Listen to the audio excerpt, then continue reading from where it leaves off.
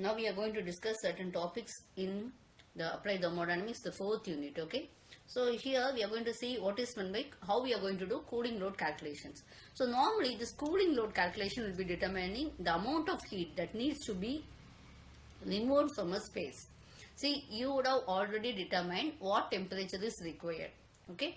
So what happened is, for that particular purpose, how much load has to be removed so that you can obtain the required temperature. So that is called as your cooling load calculations. Okay.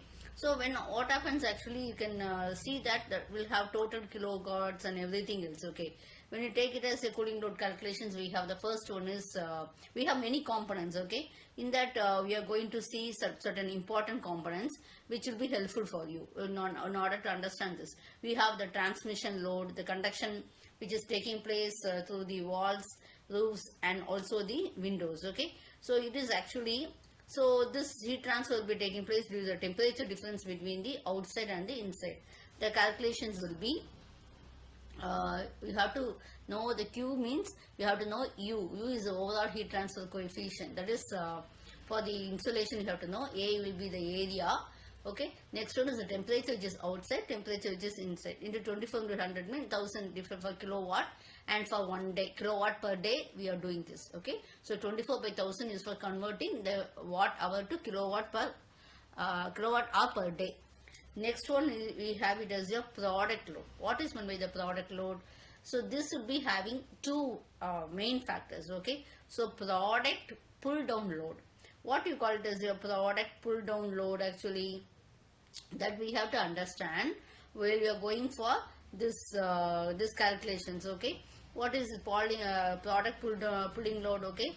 We have to first need to sum the heat that must be removed to lower its temperature, which will be including the sensible heat above the freezing, the latent heat of freezing and the sensible heat below the freezing.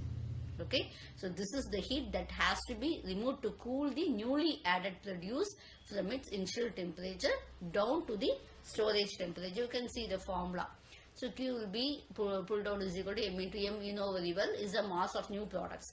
CP means it is, you know very well. Okay. Specific heat capacity. Entering, next one is which is already the store. One will be already the storage and one will be entering. So conversion factor will be 3600 for kilojoules. Okay.